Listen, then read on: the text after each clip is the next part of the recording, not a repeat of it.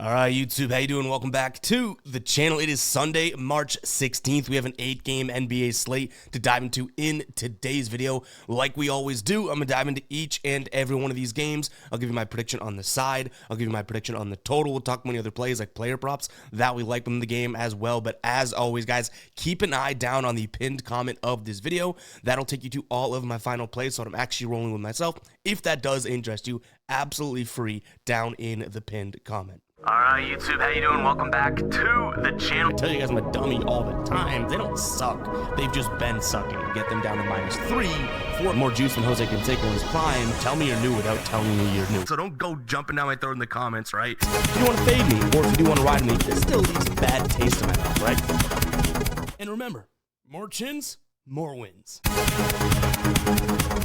All right, to recap, there was no video yesterday. I was not feeling very well, and honestly, I'm not feeling like 100% today, but we can grind through this one. We can battle through it. So we do have a recap from Friday. We go 4-2-1. Chris Dunn and then the Cavs Grizzlies under being the only ones that do not come through. But DeAndre Hunter, Max Strus, and then the Clippers Hawks under, and Jalen Green's over an assist, all cash for us for a nice 4-2 night. No ride of the day from Friday, and so no graphic, but we'll jump back on it today. So make sure to drop those hashtag ride of the days down in the comments. If you don't know what it is, I jump aboard with one person's play each and every day. Give you a shout out in the next video, win or loss, and shout you out over on my Twitter/X, which will be popping up and just did pop up right here on your screen. You also get shouted out over on the Guy Boston Sports site with the final play. So get those hashtag ride of the days in there. And I do apologize if the video is a little low energy or if my voice sounds like it's scrappy or scratchy. Still not feeling all that tremendous, but like I said, a little bit better than yesterday. I think we can get a video out today. But let's go ahead and jump into today's slate. Hit that like button. Hit that subscribe button. Let's go ahead and jump into it. We got Dallas taking on Philadelphia. Obviously, a ton of injuries to get to here on the Philadelphia side of things. Drummond, George, Lowry, Maxey, Walker, Bona, all out. On the Dallas side of things, Lively, Gafford, Davis, obviously Kyrie, all out. Game time decisions, we have Hardy, Jones, Williams, and Martin. Looks like PJ Washington is good to go. This is a tough one because everybody and their grandmother's ex-boyfriend is injured.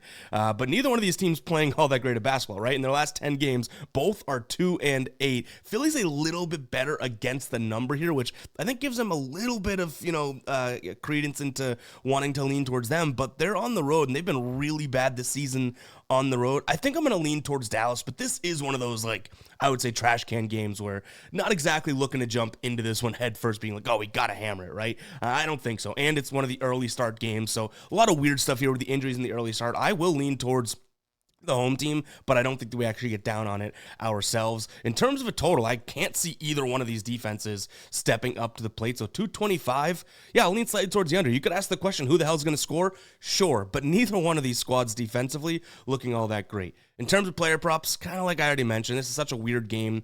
Nothing major in that one. The only thing that I could see Dallas doing well is potentially scoring at the rim. That's where Philadelphia has been struggling, and Dallas actually, even with the injuries, has been doing decent. So maybe we could look at like a PJ Washington or something, but overall, I still think it's a little bit potentially of a force. Lakers taking on Phoenix, another one in which we'll definitely have to keep an eye on the injury report, at least from the Lakers side of things. Still with no LeBron, still without Rui and Maxi Kleber, right? But then on the questionable side of things, now these guys are probable, aside from Dorian Finney-Smith and Gabe Vincent, but Doncic, Hayes, and Dalton Knecht all listed as probable. So if those guys play, obviously Luka being the big name there, that's a huge boost. Phoenix coming off of a win against Sacramento a couple days ago, but they haven't been playing their best basketball. The Lakers in a little bit of a rut, right? The Celtics beat them, and then the Lakers have not won a game since that. They've lost 4 straight games. They are 1-3 against the number there as well. I will say these two teams, in terms of how they match up, it's been Suns this season, right? 3 games. I think the Suns have won 2 of them, but they had a big blowout when the last time they saw each other. But that was, late November. The Lakers team sure as hell is a little bit different now. If we look at them on the floor, you do have the Suns who will shoot from 3. Right now, last 10 games, 11th in terms of frequency from above the break. The Lakers have been a decent perimeter defense, but as of late, they're actually ranked bottom 5 in the league in terms of points allowed there. So I think this one's going to be a Suns spot, especially with all those injuries. Even if Luka plays, yes, that gives a little bit more reasoning to get to the Lakers side of things. But, a healthy Suns team against a defense in which they should kind of fit somewhat well, and they've shown that they fit well, against this season. Give me the Suns, the underdog here, plus a 3.5. Hopefully that they can fill it up from the outside. Overall, again, this is another weird one where it's, at 3, I think this was at 3:30 p.m., so there's some early start games, 2 1 o'clocks, and then 1 3:30. We'll get to the 1 o'clock in a second. I don't know why we have these things out of order, but give me the Suns here in this spot. In terms of the total, this is another one where I do think that we could see an over, but I might be taking a peek at a Suns team total over. Right now, it's getting an updated line for that. This Lakers defense was playing really, really well. We mentioned that, right? In plenty of these recent videos, but as of late, the defense hasn't looked all that great. 111 to Boston, okay, fair defensive performance, but a 111 to Brooklyn, not so great. 126 to Milwaukee, and then 131 allowed to Denver. They were playing great. They've fallen off a little bit, and I expect that to kind of go like that again today. But anyways, let's get that Suns team total number so we're knowing what we're dealing with here. Right around, over 111.5. Don't hate that. They've hit that in 8 of their last 10 games. The Suns team, not playing the best of basketball, like I mentioned, but you know what? They're putting up decent offensive numbers. Their defense is what lacks. So if you like the full game over, sure. I don't know how much I trust it with all of those injuries, though. You know what I mean? In terms of where we could go from a player prop perspective, if Gabe Vincent does play, I don't think he is. He's listed as doubtful right now. It is, I know this is kind of a weird one too, but I don't mind for plus money his over rebounds plus assists. Yes, neither one of those are where, his forte or anything like that, but this should be a fairly good matchup for him. We've seen guys that are very similar players to him hit the over here in this spot. So with minutes could come that, but again, it's plus money. It's a weird one. It's the only one that I kind of found that seemed like it had some value though, but I admit that it's a weird one. What is not weird, great transition, Ev, is the fact that Underdog is offering a Shai Gilgeous-Alexander free square for tonight. You can head over there. New customers are going to get this one, 0.5 points. You think the future MVP is going to score 1 point? I do. Go ahead and check it out, guys. That link will be down below in the description as well as the pinned comment. If you've not tried Underdog yet, you are missing out on one of the best and simplest apps out there. You can use it on your computer. You could use it on your phone, your tablet. It is integrated into all those things. It's really, really cool. You just pick higher or lower based on player set projections. So obviously the Shai one is going to be 0.5 points. We're going to take the higher on that one, right? But you pick higher or lower. You put them into an entry, 2 or more players. The more you win, the more you get paid out. And what's really cool is the fact that you're also going to get up to $1,000 in a deposit bonus when signing up today. So a lot of cool stuff over on Underdog, guys. You got to go and check it out. Again, that link will be down below in the description as well as the pinned comment, or sign up using code GUYBOSS. And again, Underdog, check it out. Link down below. Let's jump back into these games. All right, Brooklyn taking on Atlanta, starting with a player prop here. And I don't know if I should, because last time we rolled this dude, he stunk it up for us, right? But then he bounced back against the Celtics just, yesterday, and had a fantastic game. I like Cam Johnson here over PRA. Right now it's at 25.5, 26.5, depending on where you can get it. But yesterday, 23 points, 10 boards, and 6 assists against the Celtics. Yes, on a back-to-back, I get that. But he's looked pretty good against this Hawks team as well over his last 5 games here. Now, some of them including last year, but he's hitting 6 of those, averaged 26.3. His play type should fit fairly well, and this Hawks team against his position, really, really bad, right? Power forward, I mean, yes, he gets a lot of small forward run as well, but realistically, I think, we can slot him in as the power forward for this team right now. You're looking at a Hawks team that allows the 2nd most points, the 4th most rebounds, and the 2nd most assists to that position. So, yeah, a guy that's coming off of a really good game. I'm hoping the back-to-back doesn't really impact him all that much, because I do think this could be a good spot for Cam Johnson. So play number 1 is a player prop, and honestly, that's probably my main look in this game. When it comes to the next one, I would say if we were to rank these, right, we'll start player prop, we'll go favorite to least. I think that I would say Atlanta minus the points. Brooklyn is on a back-to-back. You look at them this season on back-to-backs. They're not terrible, 50% hit rate overall, and then Atlanta with a rest advantage over their opponent, only a 50% hit rate, right? So it's not like they have this massive, massive advantage with Brooklyn on back-to-back. That being said, this Brooklyn team, though they're covering some games, we can't disregard some of the basketball that they've been playing. And after keeping it close yesterday, that is kind of where I think, okay, well, they're not going to do that 2 games in a row. They're 1-9 in their last 10 games. The defense has been okay, but if this Hawks team even for a second starts to uptake the pace and run, which obviously is what the Hawks have been liking to do, they're top 3 in the pace in the last 10 games. If they start to do that, I do think that we could have some problems on the Brooklyn side of things. And the Hawks scoring a lot from in the paint right now, there's actually been a lack thereof of defense in the paint for Brooklyn. So yeah, Hawks -6. I think I've seen some 5.5s out there. That's probably my next look in this game. And then total-wise, probably spinning this one just to a slight lean towards the Hawks team total over or over in general, because one thing we can say is the Hawks defense is not good in the first place, right? So maybe some of these Brooklyn guys are able to, play well and score overall. I mean, D'Lo's playing today, so sure. Another thing to note, we talked about the in the paint, right?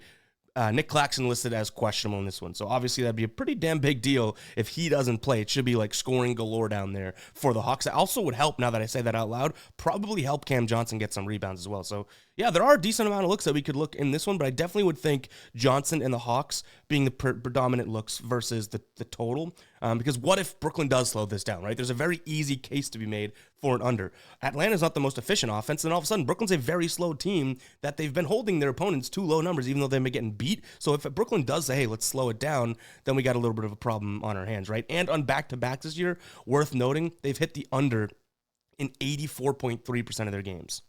That's a pretty big number. All right, here's the other early start game. Apologies for the order being messed up, but at least they're on the screen. You guys can see them, right? We have Cleveland taking on Orlando. This is going to be a spot in which I honestly might consider as a final play here, but solely because of like the situation. Early start, I think 10 points seems like it's a little bit too much to be laying against a Cleveland team, or against an Orlando team that does have a pesky defense. If we see Cole Anthony, I could get down with this one. Donovan Mitchell and Evan Mobley both listed as questionable, so they might not even be 100% here. And though the Cavs are way better than this Magic team, I will say that we even saw it less than a month ago. The Cavs went into Orlando and beat them 122-82, right? The game before that, which was early November, 120-109. Like, yes, this is a decent Orlando defense, or at least for a lot of the season has been, but this Cavs team just clearly has their number. But maybe even that, like, as a sports bettor, maybe we can be like, it's tough to do that to a team 3 times, right? Beat them by double digits. Early start game, I'm getting a weird feeling about this one where Mitchell's not fully healthy. Evan Mobley's clearly not fully healthy. And you're going up against an Orlando team that's got to just be absolutely frustrated with how they've been playing, right? So, yeah, the Cavs are due to probably win this game, but in a low-scoring, maybe like a 7-8 point win is what I would say here. But obviously, if you're like in the Cavs today, don't let what I'm saying talk you off of it, because they're the freaking Cavs, right? And the Orlando Magic have not been playing good basketball. So, yeah, I do think this is just a bad spot for Cleveland overall. Take that information with what you will. They are about to go on I want to say a West Coast trip after this too. So, obviously, that has some different data points. Like, some ways you want to spin that could be, they want to get their last win at home because they know they're going to be uncomfortable. And or then they're looking not forward to, they're dreading that road trip coming up, and they come out flat here. I hope it's the latter there. Give me Orlando plus the 10 points. Hoping the defense sticks in this one, because I do like an under as well, very slightly, and that's kind of where this thought is coming from. That if this is a low scoring game, slow paced afternoon game, like, I'm really kind of sitting here being like, there's got to be both these teams kind of struggling to score, and getting 10 points in a weird spot seems like it could be the move. So that's where I'm going. No real player props in this one, even if the Cavs were fully healthy. I don't think that I'd love anything in this one. Real quick, guys, if you do want to support us and get some great merch at the same time, head over to GuyBostonSports.com/store or FadeMe.store, the exact same storefront. They redirect to our merch here. I have the Good Luck hat on right now. Tons of cool stuff over there if you do want to support what we're doing here. And like I said, get some great merch. We put tons of time and effort into the merch we produce. I don't even like calling it merch. It's literally clothing, apparel, like such good quality. So yeah, go ahead and check it out again. GuyBostonSports.com/store or FadeMe.store, whichever one is easier for you to type in. Head over there. We'll also have some products right here, in the bottom left of your screen, or kind of right in the description, built into YouTube to make it a little bit easier too. But yeah, go ahead and check that out if you do want to support us. Some really cool stuff. I'm sure any sports bettor out there can find something for them on that site. Portland taking on Toronto. Not exactly the best of slates that we have today. We do have a spot that I'm liking, actually 2 player props that I do like. I doubt we would end up rolling with one of them, so obviously, or 2 of them. So keep an eye on, like I always tell you guys, keep an eye on the pinned comment just to see if it does interest you. But I do think, we could be seeing no Anthony Simons. Jeremy Grant is doubtful in this one. No DeAndre Ayton either. I think that this could be a Kamara and Denny Avdia. Yes, I could say his name correctly. Not Denny Avadabadu. even though that's more fun to say. I could see both of them having good games. I don't know if this is a points, rebounds, and assists type spot. I think I'd like that for Denny because he does a lot of everything.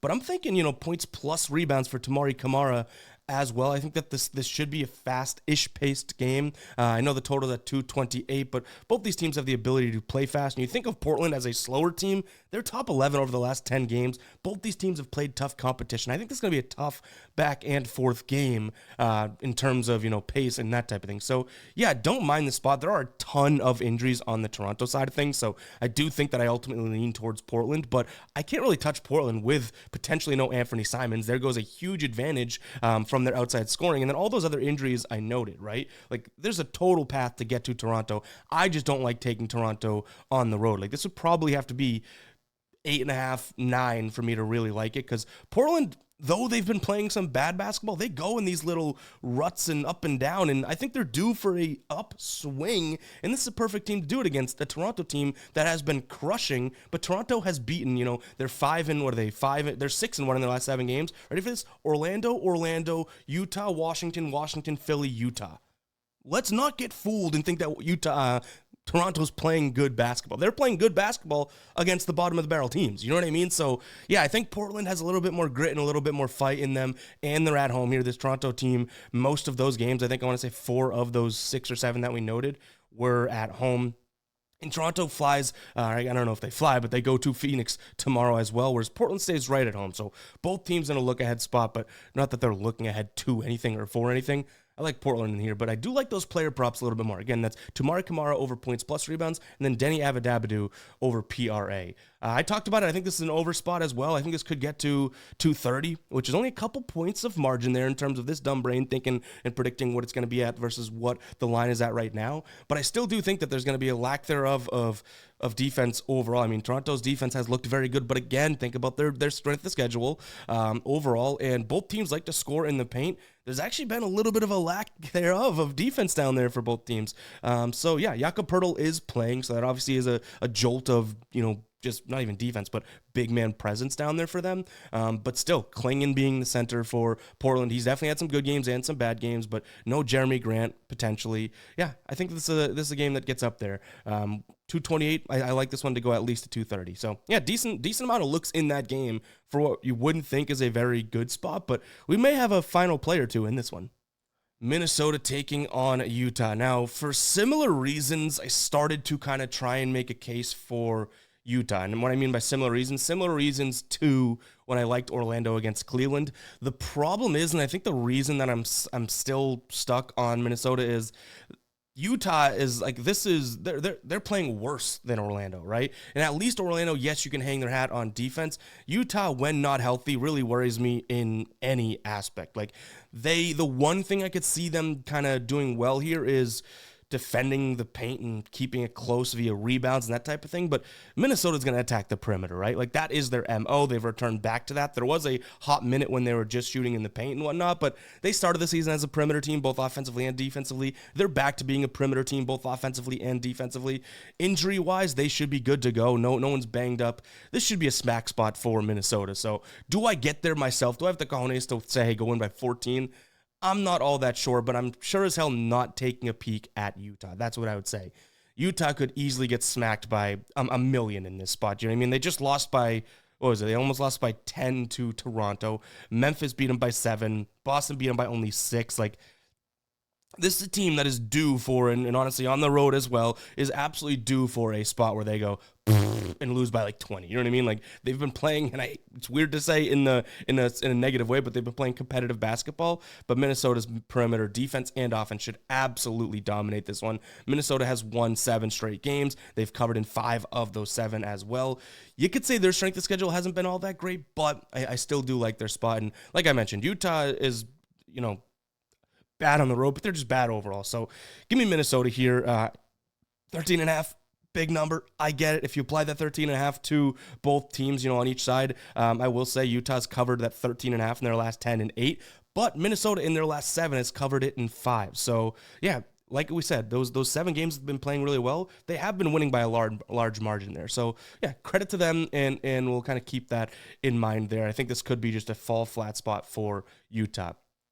Total-wise, you'd think that Minnesota would put up a decent number. Right now, their team total is at, we just had it up, I closed it. Let's see, Minnesota team total, I think alternate line was, where are we at? Yeah, alternate over 121.5. I don't necessarily mind that.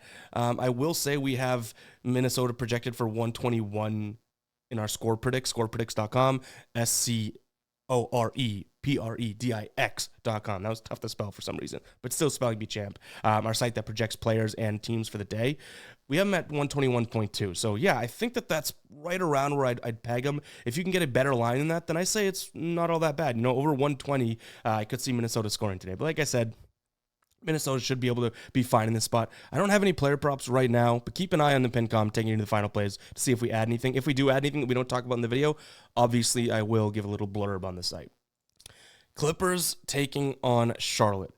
I'll be real. I've thought a couple times about ways to get to Charlotte in this spot. I have. I think this is probably like a 10-point win for the Clippers, though, so that margin means I think Charlotte's going to stink, but I don't think the Clippers necessarily pull away from this. But Norm Powell upgraded to questionable, and I think that is a pretty big deal. But even still, Bogdanovich, Leonard, Batum, Zubac, and James Harden is a pretty damn good starting lineup. The one reason that I still just can't really get to Charlotte would be the fact that this Clippers team is good defensively, even against, catch and shoot, or not necessarily against pull-up. So LaMelo may have a good game today. That could be a spot that we consider. But they're pretty good defensively against the pick and roll. Obviously, Melo. They're decent against the isolation. Obviously, some Melo action as well. So there was too many pieces of this game where what Charlotte would want to do offensively, the Clippers are pretty superb at stopping, right? And the fact that, we're talking about Charlotte here. Like, I don't know why I'm trying to force in a Charlotte play. Last time we did that against the Hawks, they lost by like 13. We had them only +9, right? But they did, we liked them against the Spurs, and what happened there? 145 to 134 game. That offense looked pretty good. The Clippers, though, playing some good basketball. Would I sit here and say they've played the hardest schedule? No, but they haven't played an easy schedule. They've had some hard games and some cupcake games. It's too big of a number for me to like the Clipper side of things, so I will say, I guess by default, I lean toward Charlotte, but it's not a spot that I'm getting to as a final play. I can tell you that right now.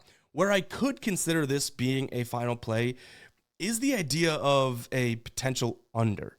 I talked about how, Charlotte could keep in this game and all that, but the Clippers, I mentioned that they should be a team that can kind of stop whatever Charlotte's trying to do overall, right? They already don't have the best offense, and I'll give a little bit of credit to the Charlotte defense here. This Clippers team loves to score in the paint. Well, Charlotte's been pretty damn good. I mean, especially at the rim, 63.1% to their opponents at the rim over the last 10. In the paint, like outside of the restricted area, kind of inside the foul line, that little in the paint area, that's where the Clippers actually do love, and Charlotte's been pretty damn bad at that. So if that kills us, it's going to kill us. But yeah, Clippers 30th ranked in terms of pace. Charlotte, not the most efficient team. Kind of like the under 221 here in this spot. Already seen this go up to like 222.5. Graphics a little outdated, so that perplexes me that it's moving against what I would think. But yeah, if we can get a bigger number here and we wait it out, I kind of like the under. I don't see much scoring in this one, but you know what? I've been wrong plenty, and we all know that. Also, don't like many player props in this one. Like I said, LaMelo, we just kind of stumbled upon. That wasn't even in my, that wasn't even in my notes or anything beforehand. So yeah, I would say LaMelo maybe for threes, because pull-up threes and pull-up shots is what the Clippers, the only thing they struggle at, but catch and shoot, pick and roll, isolation, pretty damn good defensively at all that. All right, Milwaukee taking on OKC. What we can probably agree is the game of the night, right? I would say we do have a very good run on our hands here, and throw in the fact that we have, two teams that, well, I guess you could say playing good basketball. OKC more so than Milwaukee, but Milwaukee, recently that big win against Lakers, and then they beat Indiana. They were only 3.5-point favorites in that one. OKC 9-1 in their last 10. We know that they've been playing really, really well. The only loss they had was against the game before the Celtics. Someone good, right? The Nuggets. Boom, got that one. So I do think this is, I would say, a fair spot for either side. I know you guys don't like when I throw that out there, but I do have a take in this one. But overall, I mean, you probably can pick anybody that you might like here in this one, because there's an argument to be made for both. So let's start with the OKC side of things, because I think ultimately that's probably where I, rest my hat, I would say. But it's going to depend on some injuries here. Chet Holmgren is listed as questionable. So is Jalen Williams, which is going to be massive, the good Jalen Williams. If he doesn't play, then yeah, that obviously starts to swing things towards Milwaukee to some degree. Same thing with Aaron Wiggins and Lou Dort. Like, there's a lot of guys that are absolutely crucial pieces. It's not just Shea, crucial pieces to this team that are listed as questionable. So a lot of questionabilities here, but the reason you could make an argument for OKC would be the fact that they have the better defense, and both these teams are playing fast pace. OKC's pretty good defensively in the fast break, and Milwaukee, yes, they have a good in the paint defense, which is where OKC has been and likes to score from, right? But this OKC team has started to score a little bit more from the three-point line. Last 10 games here, they're shooting over 40% from above the break, and Milwaukee, not exactly the best team there. Last 3 games here, allowing the 7th most points allowed from 3. So it's kind of a weird spot in which I think that if OKC used to run away with this one and whatnot, it comes from shooting, which obviously can lead into some player props too. They should have the consistency of scoring down low. Even though Milwaukee's very good defensively down there, we're talking about the Thunder. Shea should get to the line and all that, right? But I do think they have a little bit of an uptick when it comes to, scoring from 3. And same thing in the pick and roll. This is a Milwaukee team that's pretty stout defensively, or at least we should say they play some good defense, right? They definitely have their lack thereofs and whatnot, and in the pick and roll is one of them. It's an OKC team that runs at the 6th most frequency pick and roll wise, 7th best in terms of effective field goal percentage, and 3rd in score percentage. A lot of that comes from when Shea gets fouled and goes to the line. Milwaukee, 24th in score percentage and 24th in effective field goal percentage, covering that pick and roll. So obviously they do struggle there. And I already mentioned the shooting, right? OKC, 3rd in terms of catch and shoot frequency, 5th in effective field goal percentage, 6th in score percentage. Milwaukee, bottom half of the league or bottom 3rd in the league in all that frequency, catch and shoot, effective field goal percentage, catch and shoot, score percentage. So catch and shoot guys, that's why I want to see who's playing here, because Lou Dort's a huge catch and shoot guy for them, and he's listed as questionable. But yeah, pick and roll and catch and shoot, I do think there could be some really good opportunities for this OKC team. So that is my side. That's what I'm liking. I also do like, we'll go to a player prop real quick because that kind of fits what I was saying. I like Shea's over in assists. Right now it's at 5.5.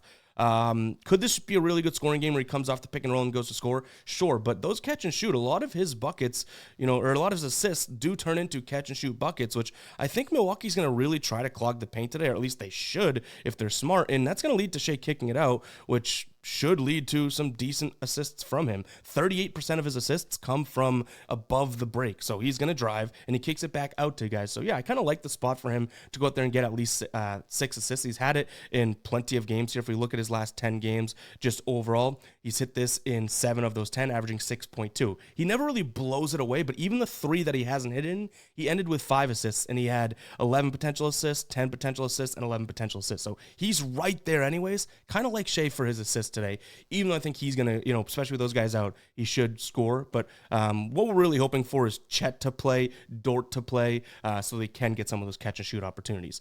Now, that is the side that I like, right? Especially with if the injuries pan out.